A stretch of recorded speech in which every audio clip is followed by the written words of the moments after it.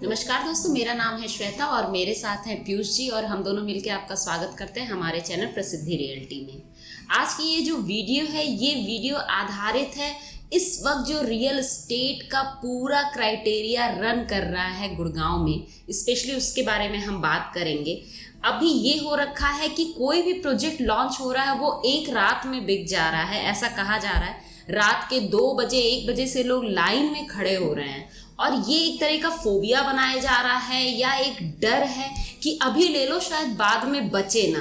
तो इस तरीके से क्या ये जो हमारे एंड यूज़र हैं उनके लिए अच्छा है कि नहीं, इन्वेस्टर के लिए अच्छा है कि नहीं, तो ये जो पूरा घौच पौच हो रखा है मार्केट में उसके बारे में कुछ जानते हैं। श्वेता, आपने बिल्कुल सही बोला है।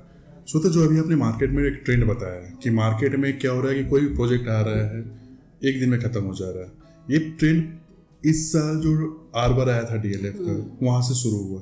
डीएलएफ आर्बर आया, एक दिन में पूरा पेपर का हेडलाइन आ गया था कि 8,500 करोड़ का माल एक दिन में ख़त्म कर दिया।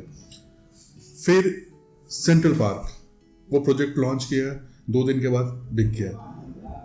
दूसरा द्वारका एक्सप्रेस वे पे लाया प्रोजेक्ट, 2 घंटे बाद न्यूज आया यूनिट खत्म। एमआर का प्रोजेक्ट आया अर्बन ओएसिस, 10 टाइम्स सब्सक्राइबर थे कि 425 चेक एक घंटे में उनके पास 43-4400 चेक आ गए थे। यहाँ पे जो बायर थे जिन्होंने चेक दिया था उनको लिटरली एक बेइज्जती हुआ था। उन्हें ये समझ में नहीं आया कि भाई मैं 5 करोड़ का प्रॉपर्टी ले रहा हूँ और मुझे बेइज्जती किया जा रहा है। अभी अब देखो कि एक ट्रेंड सेट होता जा रहा है कि आने से पहले चीजें खत्म हो रहा है। क्या ये मतलब ये हो क्या रहा है, समझ से बाहर है। देखो, मैं तुम्हें इससे पूरा क्रोनोलॉजी समझाने की कोशिश कर रहा हूँ, पता नहीं हो सकता कि मैं गलत हूँ। कोविड का सेकेंड वेव जून में खत्म हुआ था, मार्केट खुलने शुरू हुए थे। हम लोग ऑफिस में काम कर रहे थे, गोल्फ कोर्स एक्सटेंशन पे कुछ बिल्डर थे, उनका प्लॉट उस समय मैं अनंतराज की बात करता हूँ, अनंतराज का प्लॉट 80,000 रुपये गज पे बिक रहा था। सेंट्रल पार्क ने फ्लावर वैली में कुछ प्लॉट लेकर के आया। प्लॉट का रेट था 70,000 रुपया, 75,000 रुपया और 80,000 रुपया। डिफरेंट पेमेंट प्लान पे अलग अलग रेट था। बुक हुआ। सडन न्यूज आया कि डीएलएफ फेज 1, फेज 2, फेज 3 यहाँ के प्लॉट का रेट बढ़ना शुरू हो गया। जो प्रॉपर्टी 1,20,000 1,25,000 रुपये गज पे थे वो कब 2.5 लाख में कन्वर्ट हो गए पता ही नहीं चला, और 2.5 से 3.5 में चले गए। कुछ एरिया में तो प्लॉट 4 लाख रुपये गज पे ट्रेड होना शुरू हो गया। सेंट्रल पार्क जो हमने 70, 75, 80 में हमने बेचा, वो with in span of 6 month 1.25 lakh हो गया। फिर 1,35 हो गया, फिर 1,45 हो गया, फिर 1,50 हो गया, 1,60 हो गया। ये 2021 की बातें करो, 2021 लास्ट क्वार्टर और 2022 फर्स्ट और सेकंड क्वार्टर ये रेट जा रहा था। सडन ये समझ में नहीं आया, तो लोगों को लगा कि शायद कोविड खत्म हुआ है, लोगों को अपना घर चाहिए, स्पेस चाहिए, इसलिए फटाफट प्लॉट बढ़ रहा है। 2022 ना सेकंड क्वार्टर के बाद बहुत सारे बिल्डरों ने ना फ्लोर निकालना शुरू किया। मैं गुड़गांव की बात करूँ तो स्टार्ट डीएलएफ ने किया था अपने ग्रोव से। उन्होंने डीएलएफ फेज 5 में कुछ फ्लोर निकाले, बहुत जल्दी सेल आउट हो गया। सेंट्रल पार्क ने ऑर्चर्ड निकाला, पूरा सेल आउट हो गया। फॉरेस्ट आराध्या है, धड़ाधड़ भरे जा रहा है। डीएलएफ फेज 1, फेज 2, फेज 3 की बातें करूँ तो आज तुम एक फ्लैट देखने आ रहे हो, एक फ्लोर तुमने देखा, सब पसंद आ गया। वो 300 गज का था, 250 गज का था, 350, 400, 500 था। आज तुमने बात करके गई हो, 10 दिन बाद आ रही हो टोकन करने, 20 लाख रुपए रेट बढ़ गया। समझ से बाहर होना शुरू हो गया। लगा था कि यार जल्दी लेना शुरू करो। सडन 2023 में क्या हुआ कि गवर्नमेंट ने एक स्कीम निकाला कि अब 3rd फ्लोर तक ही बनेगा, 4th फ्लोर बंद। नतीजा प्लॉट का रेट गिर गया, स्टैग्नेंट हो गया, थोड़ा सा रुक सा गया, फ्लोर बिकना बंद हो गया। 2023 में सडन क्या हुआ ना कि हाई राइज का डिमांड आ गया। 2022 में हाई राइज का कोई डिमांड ही नहीं था। अब एलान एक बिल्डर है, बहुत अच्छा बिल्डर है, वो अपना प्रॉपर्टी लेकर के 106 में luxury segment, ultra luxury segment. But आप बिलीव नहीं करोगे कि अलान बहुत अच्छा बिल्डर है, बट उसको उस समय बेचने में थोड़ा सा चैलेंजेस आ गए थे, बिकॉज उस समय प्लॉट और फ्लोर का रेट चल रहा था। माल उसका बिका, जो उसने फर्स्ट फेज था उसने बेच दिया, लेकिन दिक्कत हो गया था। जनवरी 2023 के बाद ना चीज़ें सडन चेंज हो गया। तुम्हें याद होगा कि M3M ने एक गोल्फ स्टेट करके, गोल्फ फील्ड्स करके अपना लेकर के आया। उन्होंने चेक ऐसे दिखाया था जैसे कि लग रहा था कि वहाँ पे मेला लगा हुआ था। फिर DLF आ गया, अर्बन ओएसिस आ गया हमारे का। मतलब आप किसी से बात करो, गंगा रियलिटी है, वो भी बोलता है कि मैंने अपना पूरा बेच दिया। आप MRG को देख लो, नवराज को देख लो, मतलब सबके सबका पूरा का पूरा बिके जा रहा है। एक चिंतामणि करके बिल्डर आया है, चिंतामणि को देख लो ना, आया वो भी बोला कि मैंने बेच दिया। ये मार्केट में हो जो रहा है ना, ये समझना बहुत जरूरी है। कभी कभी कुछ चीजें ना ऑर्गेनिक होता है कि समय के साथ चलता चला जाता है, और कुछ चीजें ना कभी कभी क्वेश्चन मार्क डाल देता है कि सिंथेटिक तो नहीं है ना। ऑर्गेनिक का मतलब अपने आप चल रहा है, सिंथेटिक का मतलब होता है कि क्रिएट किया जाता है। तो ये क्या क्रिएटेड तो नहीं है ना। लेकिन अगर ये क्रिएटेड हुआ सो जो भी इन्वेस्ट कर रहे हैं वो तो बायर ही हैं, तो उन्हीं कहाँ से लाया जाएगा कि वो मतलब क्रिएट करे इस फंक्शन। मैं बता रहा हूँ कि अंग्रेजी में ना 2 शब्द होते हैं। एक शब्द को बोलते हैं FOMO, fear of missing out. FOMO का मतलब क्या होता है कि बिकॉज मार्केट भाग रहा है, मैं ये मेरे मुझसे छूट गया तो आगे वाला नहीं छूटना चाहिए, चलो अपना चेक दे देते हैं। अरे किस लिए कि मुझे पता है ना कि मैं अपना अभी नहीं देता हूँ चेक तो मेरे पैसे का लॉसेज हो रहा है। ये एक सेंटिमेंट में आता है। और दूसरा एक वर्ड आता है फोबो। फोबो का मतलब होता है फियर ऑफ बाइंग आउट। बहुत बारी लोग बाई तो कर लेते हैं, उसके बाद क्या, पहला था कि मुझे डर था कि आज मैंने ये प्रॉपर्टी नहीं लिया तो मेरा अब मुझे आगे वाला तो लेना ही पड़ेगा, नहीं लेंगे तो पता चला कि बाकियों ने कमा लिया, मैं तो कमा ही नहीं पाया। एक माइंडसेट होता है, ये कंज्यूमर का, कस्टमर का एक माइंडसेट होता है कि मैंने आज नहीं लिया तो मैं आगे नहीं ले पाऊंगा, मैंने वो चीजों को मिस कर दिया। तो जो फियर ऑफ मिसिंग आउट का एक चैप्टर होता है ना, वो यहाँ पे हिट करता है कि मुझे लेना ही लेना है, नहीं लेंगे तो रेट बढ़ जाएगा, फिर मैं तो लॉस में आ गया।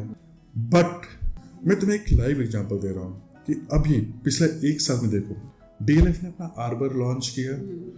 आज से 5 महीने पहले हमेशा मैसेज सर्कुलेट होते थे कि प्रीमियम 80 लाख रुपए चाहिए, ये 4000 स्क्वायर फीट का एक अपार्टमेंट का साइज है, 80 लाख का प्रीमियम दे दो। आज आप मार्केट में प्रीमियम पता कर लो कितना आ रहा है। ये मैं अपने ऑडियंस और कस्टमर के ऊपर छोड़ देना चाहता हूँ कि आप प्लीज मार्केट में पता चल जाए कि आज आर्बर के ऊपर प्रीमियम कितना मिल रहा है।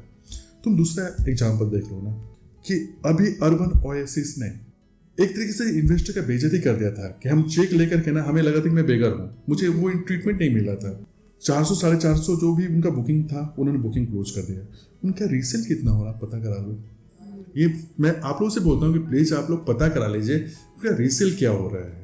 तो कभी कभी क्या होता है ना कि हम फोमो फैक्टर को अटैच तो कर लेते हैं कि भाई मैंने मिस कर दिया तो मुझे कम आना है, बट फोमो फैक्टर को हम भूल जा रहे हैं। फोमो फैक्टर में क्या होता है ना कि मैं बाई कर लिया, मेरे पास 10% था मैंने पे कर दिया, 20% था चलो दे दी, 30% था दे दी।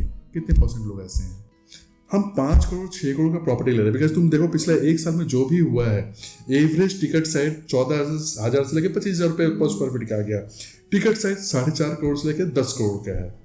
4.5 करोड़ का श्वेता, इसमें हम ये मान के चले कि 50% लोग बैंक लोन भी तो लेंगे। भाई सबके पास इतना पैसा तो है नहीं। कुछ बिल्डर जो है, मतलब कुछ कस्टमर जो है, उन्हें लोन भी चाहिए होगा। लोन में जैसे हम करोड़ से ऊपर जाते हैं, मुझे 75% लोन मिलेगा, उससे ज्यादा नहीं मिल सकता। क्या आप पता करा के दिखा लो कि क्या सारे लोग का लोन क्राइटेरिया 4 करोड़ 5 करोड़ का है? आप खुद सोचो कि क्या ऐसा है। मैं आप लोगों से पूछता हूँ कि आप मुझे बताइए कि क्या अभी इंडिया का स्थिति ऐसा हो गया कि सबका लोन 4 करोड़ या 5 करोड़ आराम से मिल जाए? दूसरी बात कि यदि ऐसा नहीं होता है तो एक और पेमेंट प्लान आया था कि अभी 35% दे दो, देन सुपर स्ट्रक्चर पे 30% देना है, देन पोजीशन पे 35% देना है। यही है, 30% तो हमने दे दिया। उसके बाद के पेमेंट के लिए क्या लोगों के पास पैसे हैं? और पैसे नहीं हुए तो क्या हो गया? भाई रेरा बोलता है कि आपके पास जो भी पैसा आ रहा है आप अपने एस्क्रो अकाउंट में रखो और 70% आपको रखना है। लेकिन 70% तो तब रखेंगे ना जब कस्टमर पैसे पे करेंगे। कस्टमर पैसे नहीं दिए तो बिल्डर कहां से बनाएगा? जब बिल्डर नहीं बना पाया तो रेरा का प्रेशर आएगा, कस्टमर कंज्यूमर का प्रेशर, मतलब सब तरफ से उसके पास प्रेशर आएगा। बिल्डर डिफॉल्ट होगा या नहीं होगा? 2012 का सीन आप देख लो। बिकॉज सी हम क्या है कि हम एज ए इन्वेस्टर सोच रहे हैं कि चलो 30% तो देना, मैं 1000 2000 5,000 रुपए लेकर के एग्जिट कर जाऊंगा। गॉड फॉरबिड एग्जिट नहीं हो पाए तो आप पैसा दे नहीं पा रहे हैं और हमारे जैसा 50 क्लाइंट ऐसा हो गया तो प्रोजेक्ट का क्या हालत होगा? रेरा अपने तरीके से बिल्कुल सही है कि 70% एस्क्रॉम रखना, लेकिन 70% उसका ना जो हमने पे किया है, जो हमने पे ही नहीं किया उसका 70% कहां से आएगा? लोन हो नहीं पाएगा बिकॉज बैंक के पास बहुत सारे पेपर वर्क चाहिए। जो भी आजकल एक होता है कि भाई चलो मेरे पास ये पैसा नहीं तो हम यहाँ से यूज कर ले, वो भी पैसे तो नहीं है ना। लोग तो ये सोच रहे हैं कि हमने आज इतना डाला, इतना मुझे मिल जाएगा, निकल जाएंगे। इनकेस नहीं हुआ तो क्या होगा? 2012 में सेम ही हुआ था कि कोई टावर का टावर, पहले राइस एक्सपोर्टर थे तो ज्वेलर थे, ये उठा लिया था। बाद में आप देखो आपके सामने क्या हुआ है। आप सारे होम्स को देख लो, अंसल को देख लो, बहुत सारे बिल्डर हैं। आप नोएडा में तो भरे हुए हैं। अब देखो उनका क्या हुआ है। ये सोचना बहुत जरूरी है। अभी आज प्लॉट की बात कर रहे हैं, मेरे पास डीएलएफ फेज 4 में प्लॉट है, डीएलएफ फेज 1 में प्लॉट है, मेरा नहीं बिक पा रहा है। जब मार्केट 4 लाख रुपए पे था, आज 3 लाख पे आ गया। मैं तो बोलता हूँ भाई 275 पे कोई ले ले, नहीं ले रहा है। इसका क्या मतलब है? मेरे पास प्लॉट है, डीएलएफ फेज 1 में है, मैं 275 पे देने को तैयार हूँ। अब सोचो, ये सोचना बहुत जरूरी है। सेम, अरे मार्केट बहुत अच्छा है तो कमर्शियल का भी तो रेट भागना चाहिए था ना। जो 2018 में जिन्होंने लिया था वो निकलने की कोशिश कर रहे, निकल नहीं पा रहे हैं। बिट M3M हो, एलान हो, AIPL हो, अब किसी का नाम ले लो। तो जैसे एक चीज़ और मतलब मेरे दिमाग में चल रही है, हो सकता है वो जो एंड यूज़र या इन्वेस्टर हैं उनके दिमाग में चल रही है या नहीं चल रही है, कि जैसे अगर मैं एक एग्जांपल लेती हूँ सेक्टर 104 द्वारका एक्सप्रेसवे का, जहाँ पर बहुत बड़े बड़े बिल्डर जो हैं अपने प्रोजेक्ट को लॉन्च कर रहे हैं। सो जैसे सेंट्रल पार्क वहाँ आ गया, तो सेंट्रल पार्क के आने के बाद से जो वहाँ का प्राइस रेशियो था वो सडन जो है इंक्रीज कर गया। सो उसने 25,000 स्क्वायर फीट पे जो अपनी चीज़ें हैं लॉन्च की। अगर उसके नियर बाय को देखते हैं, हीरो बहुत बड़ा नाम है, वो भी उसका 17,500 पे चल रहा है, जो उसने नया टावर अपना 4 BHK का लॉन्च किया है। फिर जस्ट ही चिंतामणि भी है, उसने भी पूरी तरीके से लग्जूरियस ही देने की मतलब बात कही है। तो उसकी जो वैल्यू है उसने लगभग 9,000 पर स्क्वायर फीट से लॉन्च की थी, आज बढ़ते बढ़ते 11 साढ़े 11 पर वो भी पहुंच गया है। तो मतलब सेम लोकेलिटी में सडन इतना इंक्रीज प्राइस का, तो क्या लोगों को नहीं आइडिया लगता है कि हम वहाँ न जाके यहाँ क्यों जाएं, और जो महंगा है वहाँ ही जा रहा है, वो एक दिन में ख़त्म हो जा रहा है। यस, सेक्टर 104 के जो तुमने बोला अभी, 104 में देखो सेंट्रल पार्क है। सेंट्रल पार्क हमेशा लग्जरी की वजह से जाना जाता है। सेंट्रल पार्क में क्या है ना कि सेंट्रल पार्क फ्लैट के साथ साथ जो लाइफस्टाइल देता है वो एक अलग लेवल पे होता है। आप उसका पास्ट रिकॉर्ड आप देख लो, चाहे सेंट्रल पार्क 1 हो जो कि गोल्फ कोर्स रोड पे है, चाहे सेंट्रल पार्क 2 है जो कि सेक्टर 48 सोना रोड पे है, चाहे फ्लावर वैली में है, सेम कॉन्सेप्ट ये है कि वो लग्जरी दे रहा है। अब हीरो की बात कर रहे हो तो हीरो का जो लैंड पार्सल है वर्सेस नंबर ऑफ फ्लैट, अब देख लो बहुत गैपिंग है। वहाँ पे 1 एकड़ में 100 से ज़्यादा फैमिली रह रहे हैं। तो हीरो तो लग्जरी बोल ही नहीं रहा, वो नॉर्मल वो फ्लैट बना रहा है, वो नॉर्मल फ्लैट है। तो वहाँ पे उसका 14,500 का रेट जो है ना जस्टिफाइंग है कि भाई आप रेट लग्जरी की बातें करो, लग्जरी तो है ही नहीं ना। अब जहाँ पे 1 एकड़ में 100 फैमिली रहेंगे वहाँ पे लग्जरी कैसे हो सकता है? तो हीरो एक नॉर्मल फ्लैट है। अब तीसरा आपने चिंतामणि की बात की, तो चिंतामणि ठीक है, अभी उसने बोला है सी आज के समय में मैं चिंतामणि की बात नहीं करूँ, मैं सबकी बात करूँ कि सब लोग लग्जरी बोल रहे हैं, लेकिन लग्जरी का डिफाइन कर पाना सबके बस की बात नहीं है। लग्जरी कैसे है? आपने सेक्टर 103 में प्रोजेक्ट लॉन्च कर दिया, बहुत अच्छी बात है, बट एक होता है ना कि लग्जरी का डिफाइन आप कैसे कर रहे हो। सेंट्रल पार्क वो कर देता है, बिकॉज सेंट्रल पार्क क्या होता है ना कि अपने सर्विसेज की वजह से जाना जाता है। आपने एक वीडियो में बोला था कि सेंट्रल पार्क नया टावर लेकर के उसमें 176 सर्विसेज दे रहा है, तो उसका रेट जस्टिफाइड है, बाकियों का जस्टिफाइड नहीं है। हीरो अफोर्डेबल सेगमेंट में मैं बोलूंगा, अफोर्डेबल नहीं है बट नॉर्मल है, वो नॉर्मल है। रीजन क्या है? 1 एकड़ में 27 फ्लोर से लेकर 32 फ्लोर का बिल्डिंग बना रहे हैं, पर एकड़ 100, मतलब आप 10 एकड़ में 1100-1200 फैमिली को फ्लैट दे रहे हैं। उनका एग्जिट और एंट्री का आप देख लो ना, ये क्या हालत होगा। अभी आप एक चीज समझो कि हमने एक एरिया में ले तो लिया, टीओडी मुझे मिल गया, मैंने घर बना दिया। आपके पास एक परिवार के पास 2 कारें हो रही है, 1100 फैमिली के पीछे हम एवरेज ले तो 2200 कार होगा। जब 2200 कार आएगा और जाएगा तो उस रोड का क्या हालत होगा? तो लग्जरी तो रहा नहीं ना। सेंट्रल पार्क का जिसका आपने चर्चा किया 104 वाला, वो नॉर्मल 300-350 फ्लैट है। तो इससे मतलब ये समझ में आ रहा है कि लोग केवल लग्जरी के पीछे ही भाग रहे हैं। लग्जरी जो भी हमारे ऐसे बिल्डर हैं जो लग्जरी देते हैं, उनकी प्रॉपर्टी तो एक रात में बिक रही है। लेकिन ये भी तो हो सकता है ना कि अगर सेंट्रल पार्क ने 25,000 पे लॉन्च किया तो उसके आसपास वाले भी तो 20 पर पहुंच जाएंगे, भले वो लग्जरी दें या ना दें। तो कंडीशन और यही हुआ है कि आपने बात की हीरो का। अभी आप देखिए क्रिसु में भी तो ला रहा है ना 24,000 के रेट पे। 84 में गंगा रियलिटी, जिसका पास्ट कोई ट्रैक नहीं है, वो भी 14-15 हज़ार के रेट पे तो लेकर के आया ना। टिकट साइज उसका भी 4 करोड़ का है ना, गॉड फॉरबिड। वहीं पे आप सेक्टर 83 में आ जाओ, एसएस ग्रुप वो 1 करोड़ 35 लाख में दे रहा है ना। तो आप और एसएस ग्रुप को अपने प्रोडक्ट को सेल करने में स्ट्रगल करना पड़ रहा है, और ये लोग बोले मैंने रातों रात बेच दी है। तो ये थोड़ा सा क्वेश्चन मार्क आपको नहीं दिख रहा है। इसको सिंथेटिक बोलते हैं कि कुछ चीजें फ्लो के साथ हो रहा है तो कुछ सिंथेटिकली हो रहा है। ये इन्वेस्टर कौन है? और यहाँ पे मैं तो बिल्डर को बोलता हूँ भाई आप कॉन्शियस हो जाओ, बिकॉज आप उनका लोन क्राइटेरिया भी चेक करा लो जो लोग ले रहे हैं। इसलिए कि लोन नहीं होगा, डिफॉल्ट वो होते हैं तो प्रोजेक्ट आपका भी हैम्पर होगा। 2012 में हो चुका है। 2012 में आप बिलीव नहीं करोगे, एमर जो अभी अपने क्लाइंटों का बेइज्जती कर दिया है, उसने एक 112-113 में एक प्रोजेक्ट लेकर आया था, उसका नाम एकांतम था।